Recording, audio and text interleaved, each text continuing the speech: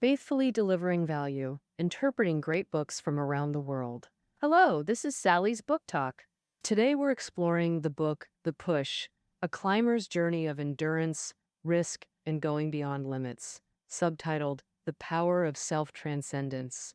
This autobiography chronicles legendary American climber Tommy Caldwell's extraordinary journey. Are you familiar with rock climbing? Share your thoughts on climbing in the comments below. By all measures, Tommy Caldwell seemed an unlikely candidate to become a climbing master. He was born premature and nearly died at birth. At 22, he was taken hostage by rebels while climbing in Kyrgyzstan, escaping through gunfire after 6 harrowing days. Later, he accidentally severed his dominant index finger. Doctors declared his climbing career over. Facing adversity, Tommy battled fear and doubt but refused to surrender, repeatedly challenging both personal and climbing limits with raw courage. In 2015, at 36, he and his partner made history by conquering Yosemite's Dawn Wall. This 900-meter granite face equals 3 Eiffel Towers stacked vertically. Nearly vertical and glass smooth, this unclimbable wall required 19 days of living on the rock. Tommy, with 9 fingers, achieved this without mechanical aids. Beyond this, Tommy pioneered numerous extreme climbing routes. These ascents cemented his legacy in climbing and extreme sports history. For Tommy, climbing transcends hobby or lifestyle. It's the driving force that repeatedly pulled him from despair. Today's book is Tommy's own story, a 240,000-word memoir spanning 21 chapters, from birth through his Dawn Wall triumph. Upon release, it earned acclaim from the New York Times and other major outlets. Beyond climbing, it speaks to universal struggles with fear and adversity we all face. Management pioneer Jim Collins calls Tommy a spiritual mentor for everyone. As The Guardian noted, through his rock feats, Tommy Caldwell reminds us life's grandest enterprise is simply living. Now, I'll guide you through Tommy's climbing journey in 3 parts. First, emerging talent. Second, kidnapping and finger loss. Third, conquering the Dawn Wall. Let's begin with the first part, emerging talent. Tommy Caldwell was born in August 1978 in Colorado, USA, to an ordinary family as the second child. Due to premature birth, Tommy weighed only 2 kilograms at birth, with underdeveloped lungs and inability to regulate body temperature. Doctors thought he wouldn't live more than a few days, but with his parents' devoted care, little Tommy survived. He grew up frail, with poor hand-eye coordination and thick glasses, making him slow in everything and struggling in school. Young Tommy was introverted, had few friends, and loved diving into his own world, digging tunnels with a shovel or cutting magazines into equilateral triangles. This somewhat eccentric child fell in love with climbing early on, guided by his father, Mike.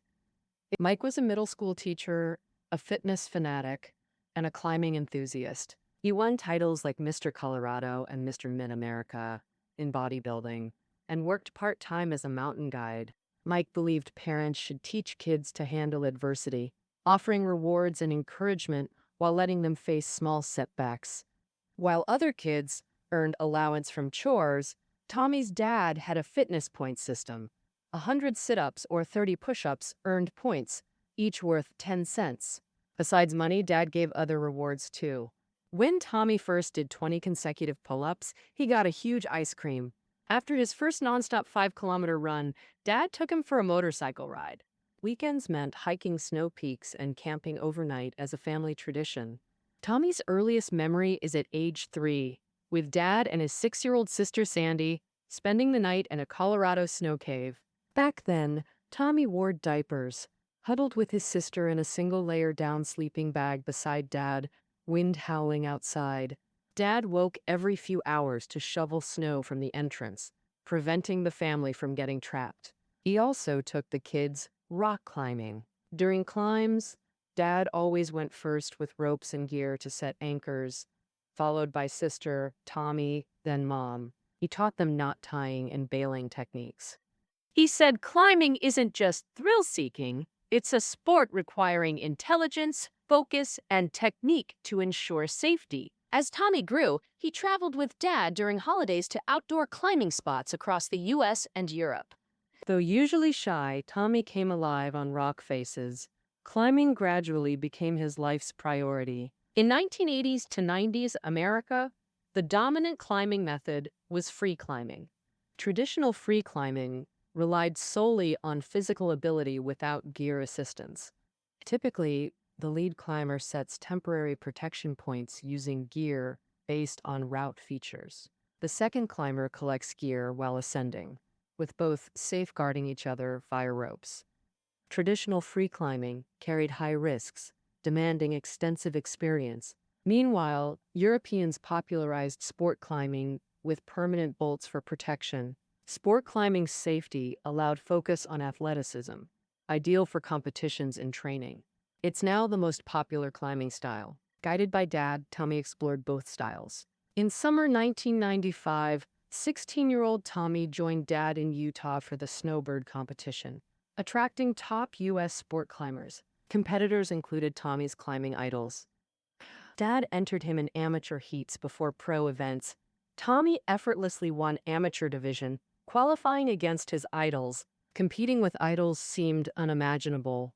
With low expectations, Tommy simply climbed. When he summited, the crowd erupted. Tommy became champion overnight. After that, he trained like crazy, 5 days a week during breaks, 5 to 10 hours daily, until his body couldn't obey his brain. He conquered countless extreme routes, becoming one of America's top climbers, featured in professional magazines. At outdoor climbing spots, people asked for his autograph. All right, that wraps up part 1. Born premature and frail, Tommy discovered climbing through his father's guidance. At 19, fresh out of high school, Tommy skipped college to road trip nationwide for climbing competitions. His parents supported this by letting him take unlimited food from home, but gave zero financial help. Tommy lived on competition winnings. After entry fees, about $100 monthly remained, enough to keep climbing and competing. He slept in his car, showering twice monthly at church facilities. Other times he stayed in dollar cinemas or libraries, bought expired groceries, occasionally dumpster divided. This austere life mirrored climbing's ethos of anti-materialism. For Tommy, freedom from material needs was priceless. On the road, he met Beth Rodden, a California girl. Beth was among America's top female climbers. They climbed together and soon fell in love. Yet, just as happiness peaked, fate plunged him into darkness. In his 20s, kidnapping and finger amputation nearly ended his climbing career. How did these events unfold? How did climbing help Tommy overcome adversity?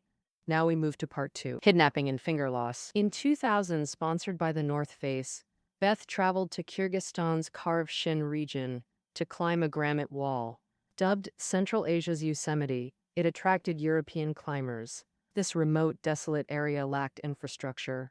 Tommy joined as photographer's assistant to stay with Beth, rigging ropes for aerial shots. Just as Tommy, Beth, the photographer, and their guide arrived in Kyrgyzstan, Taliban-affiliated rebels attacked the country. The U.S. State Department had warned against travel there, but Tommy's group ignored the alerts. He and Beth were immersed in climbing. She even celebrated Tommy's 22nd birthday on a 60-meter rock face. The dream shattered when gunfire woke Tommy. Bullets whizzed overhead as all 4 were forced down the cliff into captivity. My day, rebels clashed with Kyrgyz forces. Explosions hurled debris while machine guns returned fire. Blood soaked the frozen plateau. Corpses lay twisted across the ground. Soon only 2 rebels remained. Leader Abdul and Sue, a 20-year-old. They fled at night. Fear numbed Tommy. Beth trembled constantly, crying, "What did we do to deserve this?" All 6 survived on 1 energy bar daily, drinking silt-filled river water.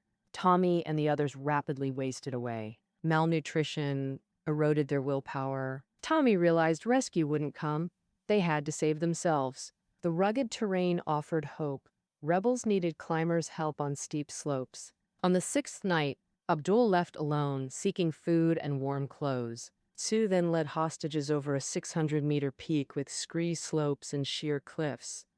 Seizing his chance, Tommy pushed Sue off the mountain. They escaped captivity, finding Kyrgyz troops and rescue. Back in America, the kidnapping's psychological scars remained.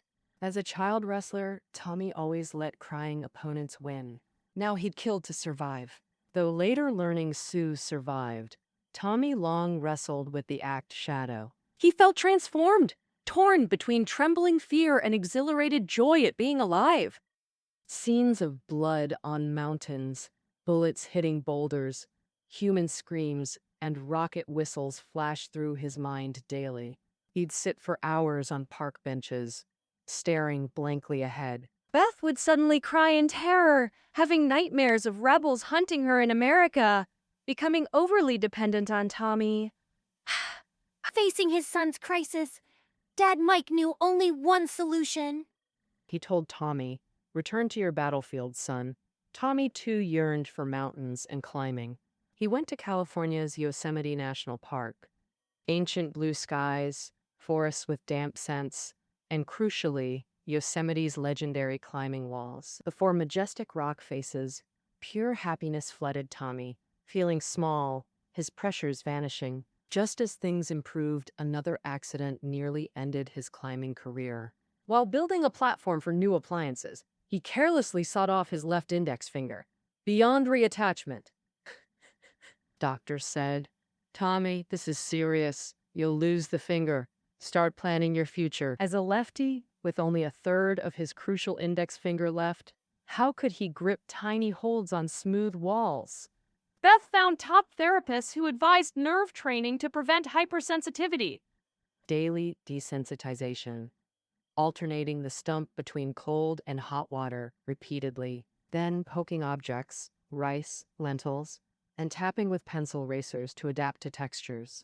Dexterity drills, scattering coins, picking them up with remaining fingers until precision improved, followed by constant ice treatments. For months, he couldn't hold small items like car keys. Phantom pain made his non-existent fingertip ache, until he realized only his mindset held him back. Since childhood, his dad taught him that what happens to you isn't what matters. What matters is how you respond. After discharge, his dad made a finger strength trainer for Tommy to use. He'd grip weight plates to build finger strength, and running in snow boosted blood circulation, making him feel strength returning. Oh. 3 weeks after leaving the hospital, Tommy competed in a bouldering contest. Bouldering, boulder rock, is a climbing style where participants climb low-height rocks without ropes. Foam-filled crash pads are placed below rock walls to protect falling climbers. Tommy took third place in that competition, surprising him and solidifying his training commitment. Missing a key finger changed his climbing techniques. For instance, he learned to compensate by strengthening shoulder muscles. Before, he'd pinch holds, those protrusions on rock walls that climbers grip to ascend. Now he positions fingers inside holds and pushes outward. Losing a finger sharpened his focus on technique, favoring complex routes requiring thought. In 2003, roughly 3 years post-kidnapping, Tommy and Beth married. With Tommy's support, Beth gradually resumed training. She conquered several challenging outdoor routes, but Kyrgyzstan's shadow persisted. An accidental foot injury halted Beth's climbing, darkening her spirits. Tommy tried supporting Beth, feeling responsible for her happiness. Yet he craved pushing limits while she increasingly sought stability. Climbers earn little. Only elite athletes like Tommy get sponsorships, incomparable to mainstream sports. Professional climbing careers are short. Beth worried. What would they do when older, with weakened bodies and fingers? For years they camped globally at climbing sites, living nomadically. But if they had kids, would they still live in cars? Cracks began forming in their relationship. Perhaps both Tommy and climbing itself reminded Beth of the kidnapping nightmare. Maybe Beth only mistook her dependence on Tommy in desperate situations for love. Finally, one day, Beth told Tommy she had fallen in love with someone else. The divorce left Tommy heartbroken and confused. The only thing he could do was immerse himself in Yosemite's rock walls.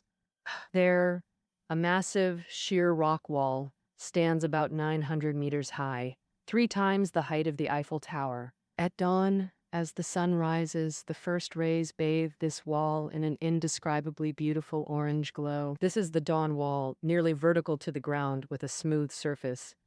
For a long time, people believed it was impossible to climb using free climbing techniques, relying solely on human strength. But facing this unconquerable wall, a spark ignited in Tommy. For him, free climbing the dawn wall represented purity and his love for climbing and life. Success and failure were both proof of his efforts over the years. Next, we'll move into the third part. Conquering the dawn wall couldn't be achieved overnight. The first thing Tommy needed to do was find a complete climbing route.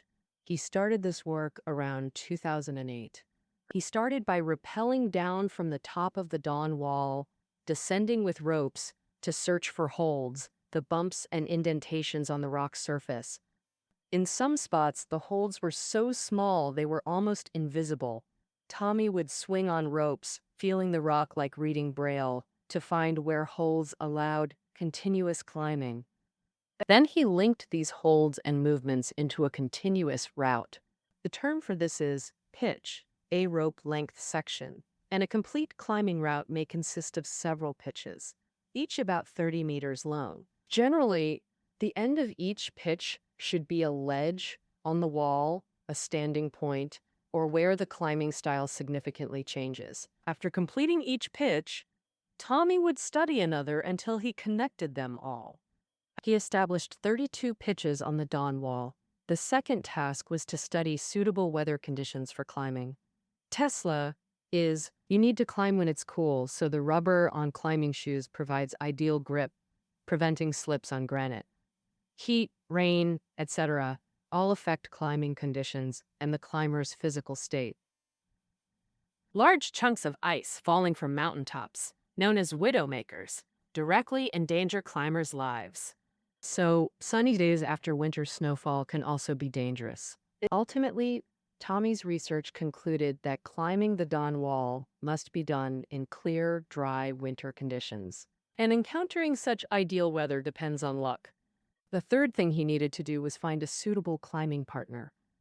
And in 2009, a climber named Kevin Jorgeson approached Tommy, wanting to climb the dawn wall together. Kevin was an excellent boulderer, though lacking big wall experience. He had extraordinary passion, endurance, and superb climbing technique.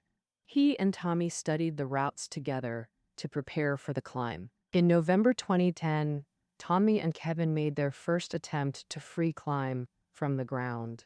They climbed the dawn wall for 10 days, completing 1/3 of the route, but fierce winds and blizzards hit, with snow piling over a meter deep, forcing them to abandon. Over the next few years, Tommy and Kevin returned multiple times to practice on the rock face. But in 2011, Kevin's left foot accidentally got stuck in a small rock crevice, spraining his ankle. In 2013, while hauling about 11 kilograms of supplies, Tommy's backpack fell, the force dislocating his ribs. Each accident could have discouraged anyone. After you! But Tommy responded by continuing to hone his strength, technique, and willpower. He found a place called Chaos Canyon in Rocky Mountain National Park, running an hour daily, then practicing bouldering for 4 to 5 hours to build upper body strength. Oh. He often became so exhausted that his upper body muscles trembled. Then he went running again. After descending and returning home, he did several more hours of exercise training, the specific strength required for climbing.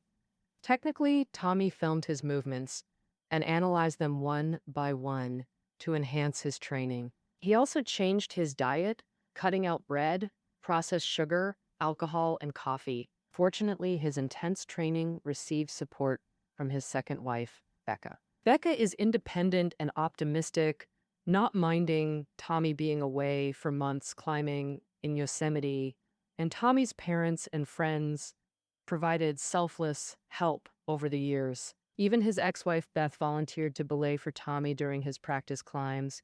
In late October 2014, Tommy and Kevin met at the base of the Dawn Wall for a month of training. By early December, both were in peak condition and decided to challenge the Dawn Wall after Christmas.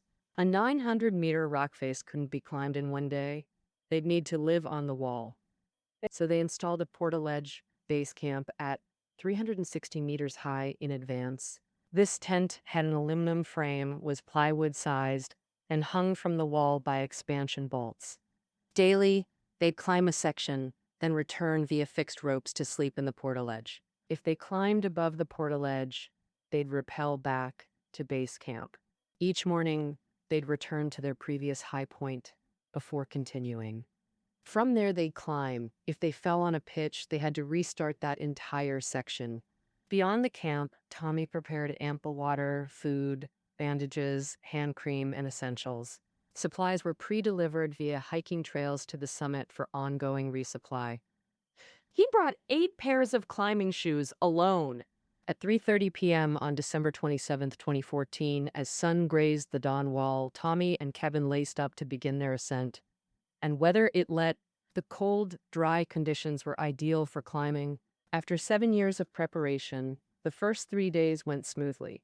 They completed the lower pitches. Each morning, Tommy brewed coffee in the portaledge while watching dawn light the rock. And so, the nights in the portaledge meant meticulous finger care, trimming hangnails, filing calluses, applying special creams. When not climbing, they constantly discussed techniques. Toe placement on invisible edges, combining footwork, balance, and body tension to grip coin-thin ledges.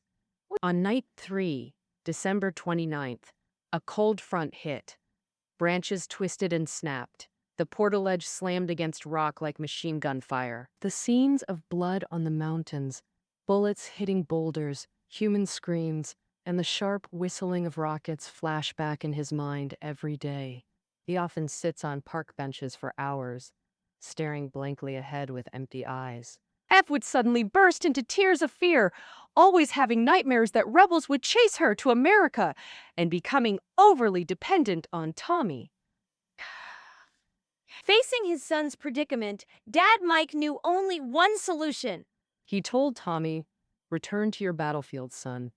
Tommy also longed to return to the mountains and climb again. He went to California's Yosemite National Park. There, the sky is an ancient blue over forests with damp scents, and more importantly, Yosemite is surrounded by mountains, famous as a climbing paradise. Facing the magnificent rock wall before him, pure happiness flowed through Tommy's body. He felt his own smallness, and the pressure seemed to vanish. But just as everything was improving, another accident nearly ended Tommy's climbing career. One day, while building a platform for the new washer and dryer at home, he carelessly sawed off his left index finger with an electric saw, and it couldn't be reattached. The doctor told him, "Tommy, the situation isn't good. You'll lose your finger. You'd better start thinking about what you'll do in the future." Tommy is left-handed, but with only a third of his crucial index finger left, how could he grip those tiny holds on smooth rock walls and exert force to climb? Beth found the best physical therapist for Tommy, who told him he needed to train the nerves in his hand to reduce the risk of the remaining finger part becoming hypersensitive. But every day, he had to do desensitization exercises, alternating his stump between cold and hot water, then repeating. Next, he had to poke different things with his fingers, like rice and lentils, and tap his stump with a pencil eraser to help it adapt to textures and pressures. He also did dexterity exercises, scattering coins on a carpet and picking them up one by one with his other fingers and stump until the stump could perform fine movements. After that, he had to constantly ice his stump. For a long time, Tommy couldn't hold small objects like car keys. Due to phantom limb pain, he often felt aching and itching in his fingertip. even though there was no fingertip left. But finally, he realized that the only thing holding him back was his own mindset. During this time, his phone accidentally fell off the cliff, finally freeing him from those annoying news headlines and letting him rediscover the pure joy of climbing. He started appreciating his surroundings, discovering things he hadn't noticed before. For example, red leaves still clung to oak trees across the valley. Sunset cast long shadows afar, and his positive attitude eased Kevin's stress. On day 16, Kevin challenged pitch 15 again, moving cautiously on thin rock edges while spectators below held their breath. Finally, Kevin completed pitch 15, the hardest of his life, and roared in triumph. After that, they gained unstoppable momentum, reaching pitch 28 by day 18. The next day, they'd conquer the final 4 pitches, making history as the first to free climb the Dawn Wall. Before the final ascent, Tommy and Kevin lay in sleeping bags, savoring their last hours alone. Tommy placed his hand on the exquisite granite, gazing at the rock face and distant mountains, timeless giants evolving across the land. Tommy tried to savor the moment longer. Now that you've heard Tommy Caldwell's story, do you have any new insights about climbing? Feel free to share your thoughts in the comments below. That concludes our journey through the climbing life. Listen notes are below the audio. See you next time.